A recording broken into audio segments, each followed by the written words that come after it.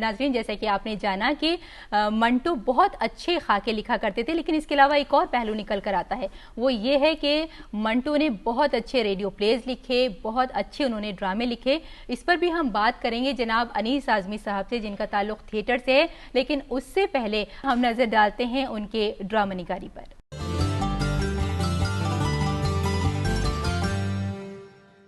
अलीगढ़ के बाद सादत हसन मंटो पहले लाहौर और फिर मुंबई गए। मुंबई में उन्होंने एक फिल्मी पत्रिका मुसव्विर का संपादन किया। उन्होंने तभी हिंदी फिल्मों के लिए स्क्रिप्ट और संवाद लिखना भी प्रारंभ किया। 1936 में मंटो ने फिल्म कृष्ण कन्हैया और 1939 में फिल्म अपनी नगरिया के लिए संवाद लेखक के रूप में काम किया। यही थोड़े से दिन उनकी आर्थिक खुशहाली के गवाह थे। शादी के बाद भी आर्थिक स्थिति में उतार चढ़ाव के साथ वो फिल्मों के लिए ही लिखते रहे। जनवरी 1941 में वो दिल्ली आ गए। यहाँ उन्होंने आकाशवाणी की उर्दू सेवा के लिए लिखने का काम किया। ये उनकी रचना यात्रा का सबसे ज्यादा महत्वपूर्ण जमाना साबित हुआ। आकाशवाणी की नौकरी के जमाने में उर्दू के बहुत से प्रतिष्ठित कलमकारों से मंटो के संबंध बने, जिनमें चिराग हसन, डॉक्टर अख्तर हुसैन रायपुरी, अंसार नासरी, महमूद निजामी, कृष्णचंद्र, मीरा जी और उपेंद्र नाथ अश्क शामिल थे। उनके रेडियो ड्रामों के 4 संकलन आओ, मंटो के ड्रामे, जनाजे और 3 औरतें इन्हीं 18 महीनों में प्रकाशित हुए। वो रेडियो स्टेशन जाते थे, उनको मौजू दिया जाता था कि इस पर आपको ड्रामा लिखना है, और वो चंद मिनटों में उस पर वो ड्रामा लिख दिया करते थे। क्योंकि रेडियो पर लिखे जाने वाले ड्रामों में मंजर निगारी की ज़रूरत नहीं होती, किसी ख़ास किस्म के पस मंज़र का जिक्र करने की ज़रूरत नहीं होती, या किसी सिवाय इसके के कुछ किरदार हैं और वो आपस में गुफ्तगू कर रहे हैं, यानी सिर्फ डायलॉग। और डायलॉग लिखने में मंटो को मलका हासिल था। जी। लिहाजा रेडियो के लिखे हुए ड्रामों को अगर अलग एक सिन्फ तस्लीम कर लिया जाए तो मैं समझता हूँ कि मंटो से ज़्यादा अच्छे रेडियो ड्रामे किसी ने नहीं लिखे। और वो लिखे भी, यानी बहुत हैं वो ड्रामे, 150 के करीब ड्रामे हैं जिनके रेडियो के लिए लिखे गए, और जो सारे के सारे नशर भी हुए। उन्होंने कहानी लिखने का सिलसिला भी जारी रखा। उनकी कहानियों के संग्रह धुआं और मंटो के अफसाने शीर्षक के तहत प्रकाशित हुए। इसी अवधि में उनके लेखों का संकलन मंटो के मज़ामीन भी प्रकाशित हुआ। 1943 में मंटो की रचनाओं का एक और संकलन अफसाने और ड्रामे शीर्षक से प्रकाशित हुआ। लेकिन इस बीच आकाशवाणी के निदेशक और प्रतिष्ठित शायर नून मीम राशिद से अनबन हो जाने के कारण मंटो ने ये काम छोड़ दिया। वो दोबारा मुंबई आ गए और फिल्म जगत के लिए काम करने लगे। ये उनके स्क्रीन प्ले, कथा लेखन और संवाद लेखन का बेहतरीन दौर माना जाता है। उन्होंने 8 दिन, चल रे नौजवान और मिर्जा गालिब जैसी फिल्मों के लिए स्क्रिप्ट लिखी।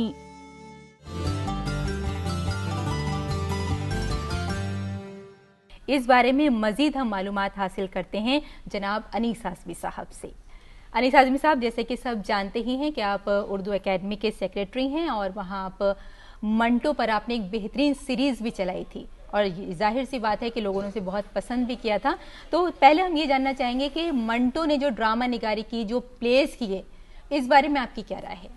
देखिए, मंटो जितने कदावर अफसाना निगार हैं, या इब्न कमल साहब भी उनके खाकों के हवाले से बात कर रहे थे, बहुत सारी चीज़ें हैं जो मंटो को बहुत कदावर बनाती हैं। लेकिन मैं माफ़ी के साथ ये अर्ज़ करना चाहूँगा कि ड्रामे की दुनिया में, क्योंकि मंटो का बरह रास्त कोई ताल्लुक नहीं था, एक ज़रूरत थी उस वक्त, जो इतने कृष्णचंद्र, राजेंद्र सिंह बेदी, इल्फत सरोश, ये सारे लोग आगे जुड़े रेडियो से, एक रकम भी मिला करती थी और एक भरपाई करनी थी कि भाई हमें एक रेडियो ड्रामा करना है। ड्रामे का बहुत बुरा दौर वो चल रहा था। पारसी थिएटर खत्म हो चुका था, हिंदुस्तानी थिएटर जो इलाकाई थे वो भी दम तोड़ रहे थे, सिनेमा उरूज में आ चुका था, सिनेमा ने सबको तोड़ के रख दिया था।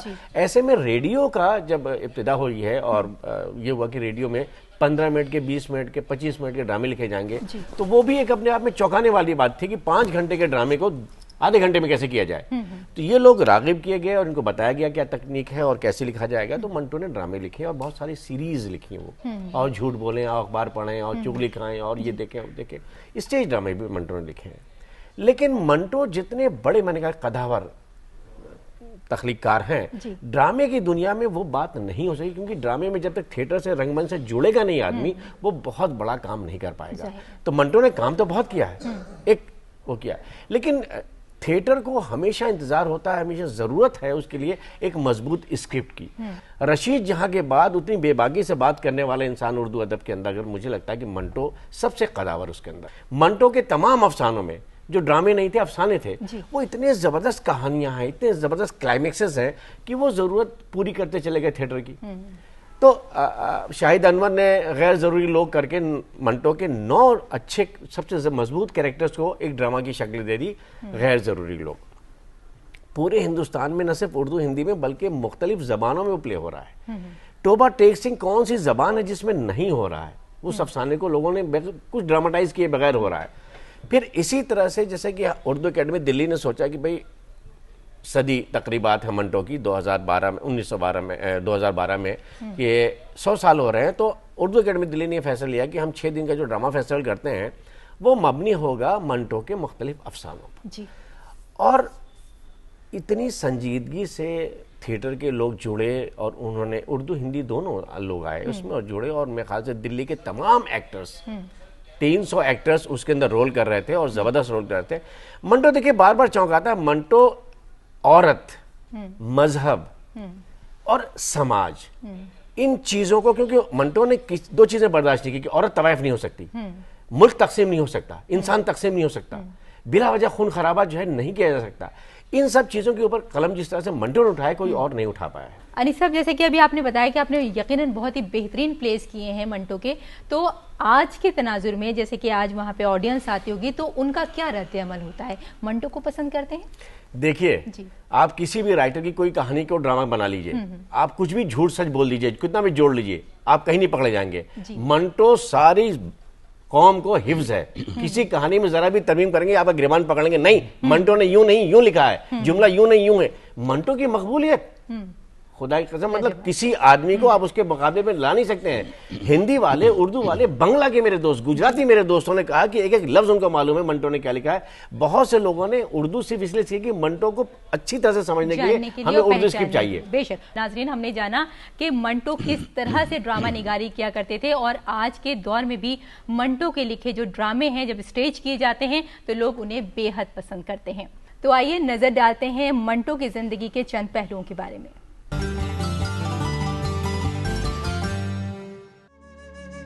मुंबई में प्रवास के इस दूसरे दौर में सादत हसन मंटो की कहानियों का संग्रह जुगद 1948 में प्रकाशित हुआ। इस कहानी संग्रह में मंटो का एक प्रमुख अफसाना बाबू गोपीनाथ भी शामिल था। इसी जमाने में उनके प्रतिष्ठित अफसाने काली शलवार, धुआं और बू अस्तित्व में आए। मुंबई में वो जनवरी 1948 तक रहे। इस तरह विभाजन के काफी बाद वो पाकिस्तान स्थानांतरित हुए। वहाँ फिल्म स्क्रिप्ट और संवाद लेखन का अवसर तो था नहीं, लिहाजा इसी दौर में मंटो ने खोल दो और ठंडा गोश्त जैसे बेमिसाल अफसाने लिखे। उन्होंने कामुकता और लैंगिक समस्याओं को बड़े सहज रूप से अपनी कहानियों का विषय बनाया है। काली शलवार, मेरा नाम राधा है इसी श्रेणी में आती हैं। मंटो की विवादित कहानियों के कारण उनके खिलाफ मुकदमे भी चले। तो पहली तो मैं एक बात की तरदीद करना चाहता हूँ कि वो गिलाजत निगार या जिन्स निगार नहीं है, लेकिन वो जिन्स को वसीला बनाता है। जब वो कोई बात करता है तो उसमें इस तरह जिनसियात निगारी करता है कि उसमें थोड़ा सा तलज्जुज़ महसूस होता है। लेकिन मंटो की एक बहुत खुसूसियत ये है कि उसके अफसानों में जो इंसान की नफ्सियात है वो बहुत ज़्यादा काम करती है। तो मंटो की नफ्सियाती समझ और मंटो का ऑब्जर्वेशन इतना ज़्यादा गहरा है कि मुझे उर्दू के किसी राइटर का नज़र नहीं आता। अगर आप देखें कि एक और जुजियात निगारी जिसे कहा जाता है कि छोटी छोटी चीज़ पे नज़र करता है। स्वयं मंटो ने अपने एक आलेख मुझे भी कुछ कहना है में अपनी एक विवादित कहानी काली शलवार की सृजन पर गर्व व्यक्त करते हुए यहाँ तक लिखा है कि यदि वेश्या का जिक्र अश्लील है तो उसका अस्तित्व भी अश्लील है। यदि उसका जिक्र प्रतिबंधित है तो उसका पेशा भी बंद होना चाहिए। वेश्या मिटाइए, उसका जिक्र खुद ब खुद मिट जाएगा। अपनी कहानीकारिता से संबंधित आलेख में मंटो स्वयं लिखते हैं कि मुझे अफसाना लिखने की शराब की तरह लत पड़ी हुई है। मैं अफसाना न लिखूं तो मुझे ऐसा महसूस होता है कि मैंने कपड़े नहीं पहने। या मैंने गुस्ल नहीं किया, या मैंने शराब नहीं पी। मैं अफसाना नहीं लिखता, हकीकत ये है कि अफसाना मुझे लिखता है। शायर व साहित्यकार प्रोफेसर सादिक अपनी शोध पुस्तक तरक्की पसंद तहरीक और उर्दू अफसाना में मंटो के बारे में लिखते हैं। मंटो के अफसाने में जो इंसान हमें मिलते हैं वो हमारी दुनिया में जीने वाले वो इंसान हैं जिनके लिए खुद को जिंदा रखना ही सबसे बड़ा कारनामा है। सामाजिक और आर्थिक हालात के मारे हुए इन लोगों की वास्तविक समस्याएं उन्हें इतनी मोहलत ही नहीं देती कि वो नजर उठाकर किसी आदर्श की तरफ देख सके और उस आदर्श के लिए जीने के बाबत गौर कर सके। ये सब हमारे समाज के वो आवश्यक व्यक्ति हैं जो अपनी महत्ता रखने के बावजूद हिकारत की नजर से देखे जाते हैं और जिन्हें जलील और नीच समझा जाता है।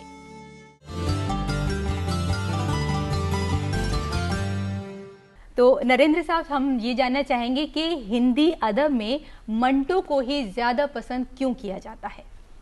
मंटो जैसा लेखक ना तो हिंदी में है ना ही उर्दू में है, और जहाँ तक मेरी जानकारी है किसी भी भारतीय भाषा में मंटो जैसा कोई लेखक नहीं है। मंटो मंटो ही है। मंटो बड़ी तेजी से भारतीय भाषाओं में, मराठी में, तेलुगु में, तमिल में, बंगाली में, यहाँ तक कि पंजाबी का तो वो हिस्सा रही हैं। तो ये जो अलग अलग भाषाएं थी, मंटो जो है वे भारतीय भाषाओं के साहित्य की साइकी में, उसके मनस में प्रवेश कर चुके हैं।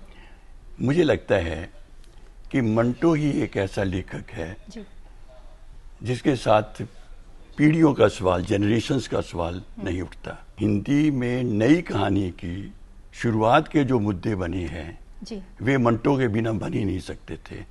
मंटो ऐसे पहले लेखक थे जिन्होंने झेले हुई यथार्थ की बात की। मंटो ने तकसीम पे लिखना शुरू किया तो जाहिर है उस वक्त के जो हालात थे, जो जहनी कैफियत थी लोगों की, बहुत दर्द था उस वक्त, तो उन्होंने बहुत खूबसूरती के साथ उस दर्द को अपने अफसानों में उतार दिया। तो इस बारे में आप क्या कहना चाहेंगे? हालात तो इधर भी वैसे ही थे, हालात उधर भी वैसे ही थे। और आप जानते ही हैं कि जनवरी 1948 में मंटो मुंबई से लाहौर चले गए, बड़े उदास मन से, क्योंकि वे हिंदुस्तान पाकिस्तान दो हिस्सों में तकसीम हो इसके वे कभी भी पैरोकार नहीं थे। यहाँ तक कि उन्होंने टू नेशंस थियरी का विरोध किया था। विभाजन और बंटवारे को लेकर के ये कहानियाँ ना लिखी होती तो मंटो का नाम इंटरनेशनल फील्ड में बड़े बड़े जो चेखोव, मोपासा जैसे बड़े नाटककार माने जाते हैं, उनके साथ जो गिनती की जाती है वो इन कहानियों की बदौलत ही जो की जाती है। एक छोटी सी बात आपसे पूछना चाहेंगे कि इस बारे में आपकी क्या राय है? इस चीज़ को कबूल नहीं किया था, पसंद नहीं किया था कि देश का विभाजन हो। बेशक, लेकिन जब एक सियासी फैसला हो गया तो उसको कबूल कर लेने के अलावा पूरे मुल्क के लोगों के सामने और मंटो के सामने कोई चाराकार नहीं था, लिहाजा उन्होंने भी कबूल कर लिया। कुछ अरसे तक तो उनकी हालत रही, खुद उन्होंने लिखा है कि मुझे ऐसा लग रहा था कि मैं किसी पागल खाने में आ गया हूँ और मेरा जहन माऊफ हो गया था, कुछ समझ में नहीं आ रहा था। इस बीच लोगों ने उनसे कहा कि तुम यहाँ से, तुम्हारे बड़े बड़े लोगों से ताल्लुकात हैं, इतने तुम्हारी बड़ी रीडरशिप है और सब लोग जानते हैं तुम्हें, तो जो है मामूली लोग जो है बंगले वगैरह अलॉट करा रहे हैं, तो तुम भी कोई कोठी या बंगला अलॉट करा लो। तो मंटो ने जो है उस वक्त जवाब दिया था कि मैं लूट के माल का भागीदार बनना पसंद नहीं करूंगा। वाह, क्या बात और है, इसके बाद वो किराए के मकान में ही रहे। वो पाकिस्तान में उन्होंने जितने अफसाने लिखे उनमें से 90% अफसाने पाकिस्तानी सरजमीन से ताल्लुक रखने वाले नहीं थे, बल्कि हिंदुस्तान से ताल्लुक रखने वाले थे। यानी वहाँ जाने के बाद भी उनके जहन में हिंदुस्तान ही रहा, हिंदुस्तान के मसाइल भी रहे, क्योंकि हिंदुस्तान और पाकिस्तान के आम लोगों के मसाइल को वो एक दूसरे से अलहदा नहीं समझते थे, क्योंकि इंसान की इकाई पर, इंसान की इंसानियत पर उन्हें पूरा विश्वास था। वाकई दिल तो सच में यही चाह रहा है कि सादत हसन मंटो पे कुछ और अच्छी गुफ्तगू की जाए, लेकिन वक्त का तकाजा है और लिहाजा मुझे आप सबका शुक्रिया अदा करना पड़ेगा कि आप यहाँ आए